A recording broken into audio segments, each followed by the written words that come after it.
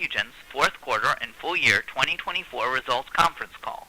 At this time, all participants are in a listen-only mode. An audio webcast of this call is available in the Investors section of Compugen's website, www.cgen.com. As a reminder, today's call is being recorded. I would now like to introduce Yvonne Naughton, Vice President, Head of Investor Relations and Corporate Communications. Yvonne, please go ahead. Thank you, Operator, and thank you all for joining us on the call today. Joining me from Compugen for the prepared remarks are Dr. Anat Cohen-Dayag, President and Chief Executive Officer, and David Silverman, Chief Financial Officer. Dr. Michelle Malaire, Chief Medical Officer, and Dr. Eran Ophir, Chief Scientific Officer, will join us for the Q&A. Before we begin, we would like to remind you that during this call, the company may make projections or forward-looking statements regarding future events, business outlook, development efforts, and their potential outcome, the company's discovery platform, anticipated progress and plans, results and timelines for our programs, financial and accounting-related matters, as well as statements regarding our cash position and cash runway. We wish to caution you that such statements reflect only the company's current beliefs, expectations, and assumptions, but actual results, performance, or achievements of the company may differ materially. These statements are subject to known and unknown risks and uncertainties, and we refer you to the SEC filings for more details on these risks, including the company's most recent annual report on Form 20-F. The company undertakes no obligation to update projections and forward-looking statements in the future. And with that, I'll turn the call over to Anat. Thank you, Yvonne, and a warm welcome to everyone joining our call today. On today's call, I will highlight some of our key achievements in 2024 and outline our strategic priorities for 2025. Starting with our potential first-in-class anti-PVRIG COM701. In 2024, we presented data showing the treatment with a triple blockade of PVRIG, TIGIT, and PD-1 with COM701, COM902, and pembrolizumab in platinum-resistant ovarian cancer patients who typically do not respond to immunotherapy, resulted in encouraging durable responses and was well tolerated. As of mid-February 2025, a few patients remained on study treatment. The data from this study is important because it is consistent with data we previously presented and further demonstrates COM701 is active, results in durable responses, and has a good tolerability profile. Based on the totality of the data we've presented to date, including monotherapy and combination data, and with the support from ovarian cancer experts, we announced at the end of 2024 that we would advance development of COM701 as a maintenance treatment option for patients with platinum-sensitive ovarian cancer. We believe that advancing COM701 in this maintenance setting of platinum-sensitive ovarian cancer has a strong clinical and biological rationale and represents a less competitive landscape. As part of our 2025 strategic priorities, we are on track to initiate in the second quarter of 2025 an adaptive platform trial, starting with a randomized, double-blinded sub-trial. The first sub-trial will evaluate single-agent COM701 as a maintenance therapy versus placebo in a total of 60 patients with platinum-sensitive ovarian cancer who are not candidates for bevacizumab or PARP inhibitors. The primary endpoint will be median progression-free survival, where the placebo benchmark is expected to be approximately 6 months. We believe that showing a 3-month improvement over the median progression-free survival of the placebo would be clinically meaningful. We expect to share interim analysis from this sub-trial in the second half of 2026. Positive data may allow us to both engage in discussions with the regulatory authorities on a path for COM701's registration as a single agent, and to extend the opportunity for COM701 to serve as a backbone for future drug combinations. Moving next to the TIGIT landscape. In 2024, there have been several setbacks for the TIGIT antibody class, resulting in study or program discontinuations, which led to skepticism about the benefit that TIGIT blocker combinations could bring. These study discontinuations occurred with Fc-active TIGIT antibodies. Setting aside the importance of selecting the appropriate tumor types and patient populations that in some cases might not have been an ideal fit for TIGIT blockers assessment, we consistently have advocated that Fc-inactive antibodies may serve as the better antibody format for targeting TIGIT. In line with this, current clinical trials suggest that Fc-inactive anti-TIGIT may have a safety advantage in certain patient populations, which could ultimately support a potential efficacy advantage due to the patient's durability on study treatment. We therefore believe that the current phase 3 trials conducted with Fc-inactive TIGIT antibodies are important to confirm or refute the benefit that TIGIT blocker combinations could bring. If success is achieved by one of these upcoming phase 3 trials, it could validate TIGIT antibodies as a drug class and open new opportunities for Compugen based on our TIGIT antibody. We're one of the few companies with a clinical stage Fc-inactive TIGIT antibody, COM902. We differentiate ourselves not only by the unique properties of COM902, but also by our clinical strategy. We continue to believe that blocking TIGIT in combination with PD-1 blockers may be effective in certain PD-L1 high tumors, but we also believe that TIGIT PD-1 blockade may need to be combined with a PVRIG inhibitor to expand their use to less inflamed PD-L1 low tumors. In addition, our partner AstraZeneca has most recently initiated their 7th phase 3 clinical trial with rilvegostomig, their PD-1 TIGIT bispecific, the TIGIT component of which is derived from our COM902. Since we last reported in November 2024, AstraZeneca has initiated 2 phase 3 trials evaluating rilvegostomig combinations versus standard of care, with one trial in first-line squamous non-small cell lung cancer expressing PD-L1, and the other trial as first-line treatment in HER2-positive gastric cancer. AstraZeneca's broad development strategy for rilvegostomig to replace existing PD-1 or PD-L1 inhibitors represents a significant potential revenue source for Compugen, as we're eligible for both future milestone payments and mid-single-digit tiered royalties on future sales. In 2024, AstraZeneca presented promising rilvegostomig data at the World Conference of Lung Cancer and ESMO, showing promising efficacy and a manageable safety profile in both lung and gastrointestinal cancer. In 2025, AstraZeneca plans to share early data on the combination of rilvegostomig with their ADCs.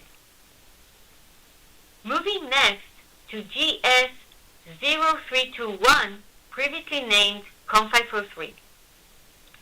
As a reminder, GS0321, a potential first-in-class anti-IL-18 binding protein antibody licensed to Gilead, represents a novel way to harness IL-18 pathway biology for the treatment of cancer by using an antibody against IL-18 binding protein, and therefore potentially avoiding the challenges presented by administration of therapeutic cytokines. The license by Gilead of GS0321 further validates our computational discovery, research, and drug development capabilities. It is also a testament to the differentiation of our antibody program targeting the IL-18 binding protein. In 2024, we also made great progress on GS0321. In the third quarter of 2024, we received a $30 million milestone payment from Gilead for achieving the FDA IND clearance. In the fourth quarter of 2024, we initiated the phase 1 trial for GS0321, and the first patient was dosed in early January 2025. As part of our strategic priorities in 2025, we're focused on the efficient execution of the GS0321 phase 1 trial. Finally, beyond our clinical stage programs, our talented teams are working on multiple innovative undisclosed research programs. These efforts leverage computational predictions to identify novel ways to activate anti-tumor immunity. This work is powered by Unigen, our computational prediction discovery platform, already validated by our multiple clinical stage potential first and best-in-class antibodies, as well as our partnerships with AstraZeneca and Gilead. It is a strategic priority for us to advance our programs to continue to feed our own pipeline. With a diverse pipeline and strong focus on execution in 2025, we believe Compugen is well positioned for growth. Cash runway, assuming no further cash inflows, is expected to last into 2027, and we anticipate using this runway to advance the projected COM701 single-agent sub-trial interim analysis and to support the progression of GS0321 in the clinic, together with continuing investment in our early-stage research pipeline. Of course, none of this would be possible without our extraordinary team here at Compugen, who continuously performs at the highest levels of excellence. I'm excited for 2025 to be another year of advancing our efforts to make a meaningful impact on cancer patients' lives. With that, I will hand over to David for the financial update before we open the floor for Q&A. Thank you, Anat. I am delighted to say that we are advancing into 2025 with a solid balance sheet, with no debt, and with a cash runway to support our operating plans into 2027. Going into the details, I will start with our cash balance. As of December 31st, 2024, we had approximately $103.3 million in cash, cash equivalents, short-term bank deposits, and investments in marketable securities. The cash balance at the end of 2024 includes the $60 million upfront payment from Gilead for the licensing of GS0321 in December 2023, and the $30 million milestone payment for its IND clearance in 2024, after withholding taxes at source on those payments. In addition to $15 million in milestone payments from AstraZeneca on dosing the first patient in the first and second major indications for rilvegostomig in phase 3 trials. Our cash runway takes into account the planned development of our clinical assets and continued investment in our early innovative pipeline. On the revenues front, we reported approximately $1.5 million in revenues for the fourth quarter of 2024 and approximately $27.9 million for the year ended December 31st, 2024, compared to approximately $33.5 million in revenues for each of the comparable periods in 2023. Revenues for 2024 include the portion of the upfront payment and the IND milestone payment from the license agreement with Gilead, and the $5 million clinical milestone payment from AstraZeneca. Moving to expenses. R&D expenses for the fourth quarter of 2024 and for the year ended December 31st, 2024 were approximately $5.9 million and $24.8 million respectively, compared with approximately $10.9 million and $34.5 million for the comparable periods in 2023. The decrease in 2024 was mainly due to the classification of expenses related to GS0321 to cost of revenues and to lower CMC and IND enabling activities related to GS0321, partially offset by an increase in clinical expenses. Our G&A expenses for the fourth quarter of 2024 and for the year ended December 31st, 2024, were approximately $2.2 million and $9.4 million, respectively, compared with approximately $2.5 million and $9.7 million for the comparable periods in 2023. Finally, on net loss. For the fourth quarter of 2024, we reported a net loss of approximately $6.1 million, or approximately 7 cents per basic and diluted share, compared to a net income of approximately $9.7 million, or approximately 11 cents per basic and diluted share in the comparable period of 2023. Net loss for the year ended December 31st, 2024, was approximately $14.2 million, or approximately 16 cents per basic and diluted share, compared with a net loss of approximately $18.8 million, or approximately 21 cents per basic and diluted share in the comparable period in 2023. With that, I will hand over to the operator to open the call for questions. Thank you. Ladies and gentlemen, at this time, we will begin the question and answer session. If you have a question, please press star 1. If you wish to decline from the polling process, please press star 2. If you're using speaker equipment, kindly lift the handset before pressing the numbers. Please stand by while we poll for your questions. The first question is from Ashtika Goodwarden of Truist Securities. Please go ahead. Hi, this is Karina from Truist. I had a question on AstraZeneca's recent, they announced the initiation of phase 3 endometrial study for the B7-H4 DCP SAM. They're evaluating it in the phase 1/2 Blue Star as a monotherapy and in combo with rilvegostomig.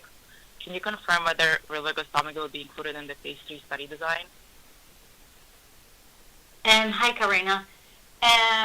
Actually, we cannot relate to anything that AstraZeneca did not put in the public domain. So I think that we cannot address this question. We're very happy with the 7 pivotal trials that they opened, the cross indications. As you know, they stated that they will open up to 10 trials. They're really moving forward fast, aggressively testing rilvegostomig with ADCs, with chemo as a standalone. We just need to wait and see. Okay. And I had a follow-up. Can we expect any near-term data from them that could clarify contribution to efficacy for the TIGIT part?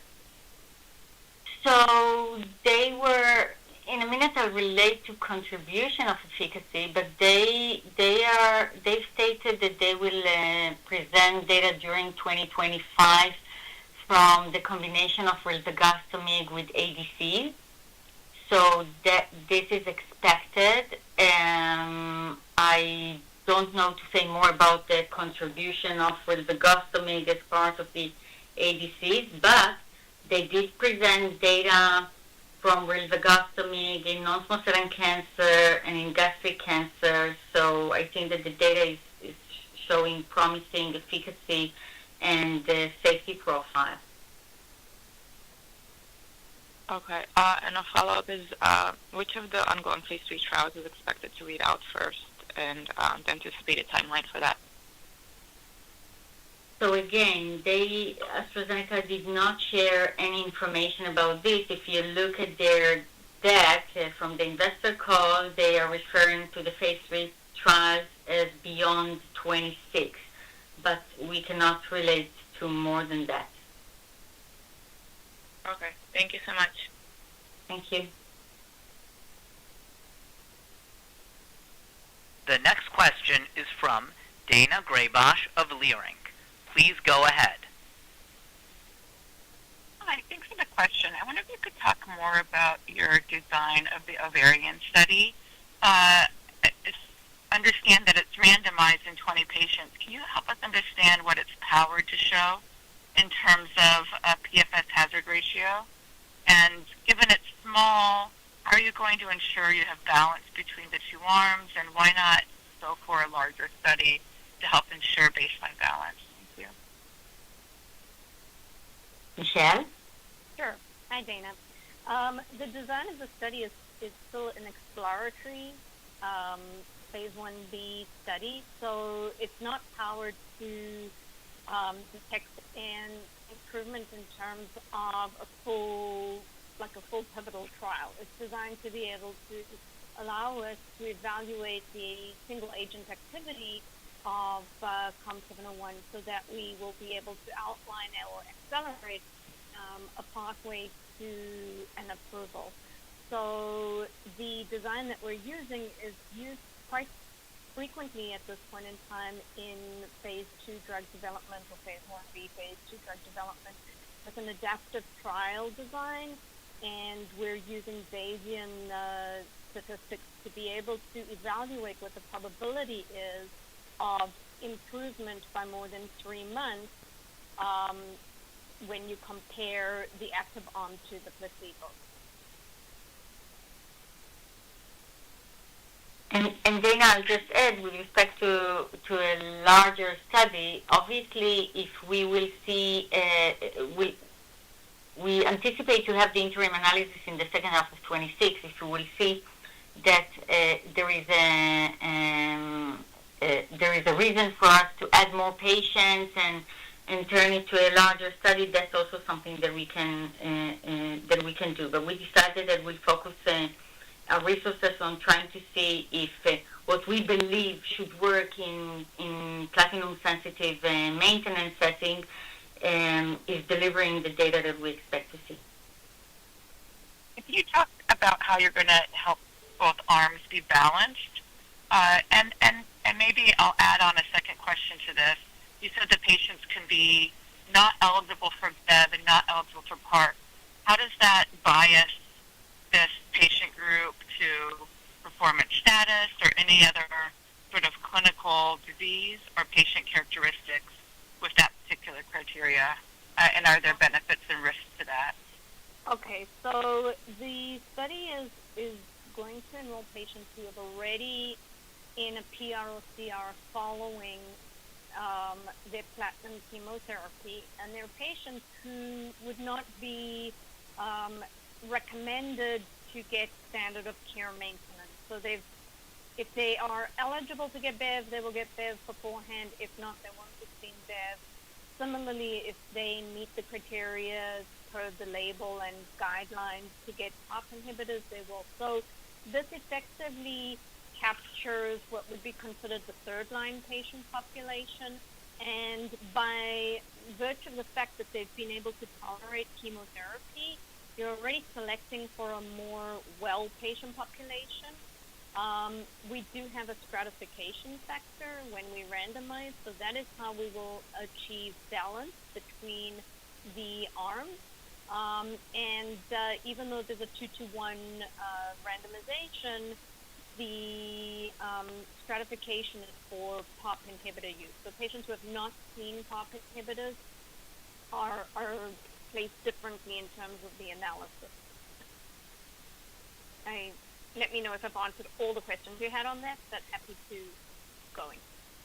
Got it. I guess just one more follow-up. Why prior PARP as your stratification versus anything else?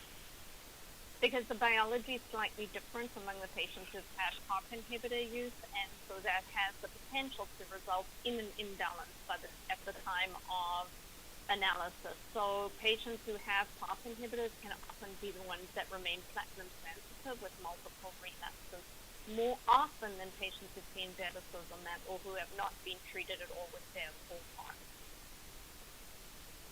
Right. Thank you.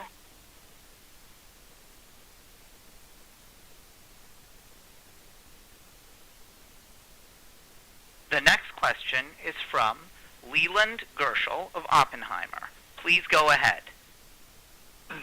Hey, good morning. Thanks for the update and for taking our questions. Just one from us, just on 0321. Just curious, in addition to studying this in advanced solid tumors, just wondering if there's interest in evaluating this asset in hematologic malignancies and or with maybe combination with drugs like rituximab, just given other campaigns in the past along the IL-18 axis that have looked at those candidates in such settings. Thank you. Yeah, Thank this you, is Lilian. an So interesting question. yes, unless Iran, I'll just say, unless Iran relates to it from the biology perspective and what could be done, obviously we cannot go beyond what's written in clinicaltrials.gov in the description of the study with the solid tumors, but Iran, go ahead. Yeah, it's an interesting question. Obviously, it's right that in the past IL-10 has shown some combination with rituximab. For us, we're focusing now on solid tumors. This is where we did most of our research. This is where we saw the observations of this unique activity specifically inside the tumor microenvironment and not the periphery. So hematological could be interesting, but as Anat mentioned, the focus now in solid tumors. We think we have an edge there versus other IL-10 agents. And yeah, this is where we go first. Great, thanks. And then just with respect to the study in platinum-sensitive, if you could just remind us, it's an adaptive platform trial, just what the adaptive nature of that design is. Thank you. Sure. So it's adaptive because it allows, we declare upfront that we would add additional arms to the study, or after our interim analysis, there's an opportunity, as Anat alluded to, that we could also increase the sample size. So those are the adaptations, and it allows us to be able to be much more flexible in terms of what our next steps will be, pending the interim analysis data. Okay, and I guess just in follow-on to the earlier question, have you indicated what sample size you may be looking to raise the trial to? No, it will be dependent on the magnitude of effect size that we get at the interim analysis. Got it. Great, thanks very much. The next question is from Tony Butler of Rodman and Renshaw. Please go ahead.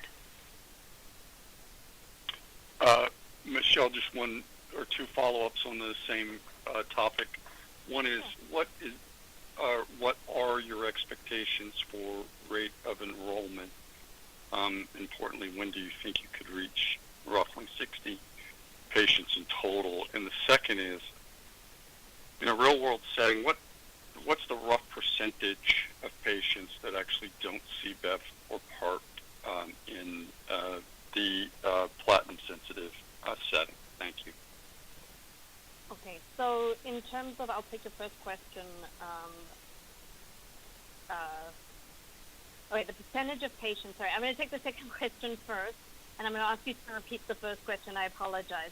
So the percentage of patients, PARP inhibitors, if a patient is eligible for a PARP inhibitor, meaning that they have one of the mutations associated with the response, they're absolutely treated.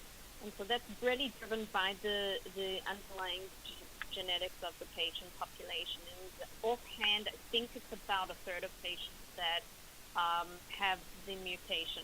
Among the patients who are eligible for bevacizumab, there's a lot of different factors that will be taken into consideration. However, in the clinical trials, patients that had a very high-risk disease and high risk for disease progression, they had, when they did the clinical trials, the progression-free survival with adding bevacizumab was improved, but except for the patient population that had high-risk features, there wasn't an improvement in overall survival. So there are a group of patients that are not always treated up front in the first-line setting with bevacizumab, and there are investigators who elect to hold off treatment until the patient has platinum-resistant disease. I'm not so clear exactly what percentage of patients that is, but it tends to be a smaller percent than what we would expect, and we know that in the third-line patient population, about 40% of those patients who relapse after second line remain platinum sensitive. The rest become platinum resistant. Thank you. The first question was rate of enrollment in the study. Okay. So So from all the investigators that are in touch with us with respect to participation, there's a lot of support for the study to enroll rapidly. One of the reasons being is that there aren't too many other clinical trials right now open for this specific patient population. So it would appear that we should have a pretty fast rate of enrollment. And as we have stated before, our plan is to have an interim analysis on them next year. Thanks, Michelle. The next question is from Stephen Wiley of Stifel. Please go ahead. Yeah, good morning. Thanks for taking the questions. Maybe just to follow up on the sub-study 1 question. So, can you speak to what specifically triggers the interim analysis that will be conducted in this study? Is it an event rate-driven analysis? And I guess, is there also a predefined futility threshold Yes. that will be evaluated at time of this interim? Yes, there is a futility rate based on the assumption that after 9 months of follow-up, after we enroll the last patient in, we will evaluate, because we know, so let me take a step back and explain. Because we know that the patients who don't get maintenance treatment from the literature, the median progression-free survival, when you look across all the big registration studies and big clinical cooperative group studies, the median progression-free survival is approximately 6 months. Okay, there are some outliers in that approximation. There's one study where it was 8.4 months and one study where it was 3.8 months. But when you put all the data together, it's approximately 6 months. So we are looking for a 3-month improvement, and we do have a futility boundary, and the way we will analyze this using Bayesian statistics will be to say what is the probability of seeing an improvement of 3 months at the time that we look at the interim analysis. We will also follow the event. So if we are hitting an event-driven improvement before we get to the planned interim analysis, we will then potentially also consider unblinding the study at that point. But that's why we will have an independent data review committee who will be looking at the data as the study progresses. Okay, so the interim's triggered by PFS event rate, not by some pre-specified. It's a combination. So we have the event rate, and we also are triggering it based on follow-up. So once we know that we've gone according to the particular follow-up and the hypothesis, we will then look at potentially cutting the data. And if we meet either the futility boundary or we exceed it from the point of view that we are positive with the greater than 80% chance of that observation, then we will consider that the study is positive, or at least the interim analysis is positive, and then take additional steps to move forward.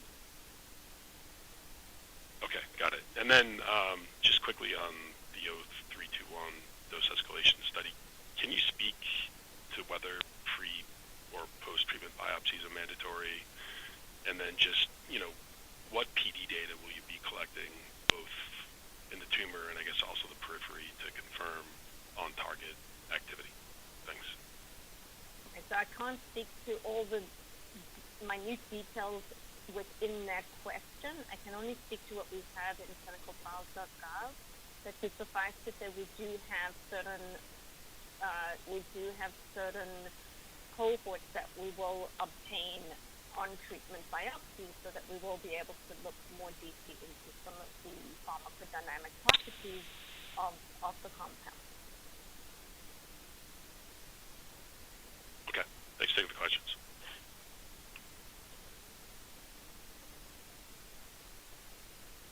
Thank you.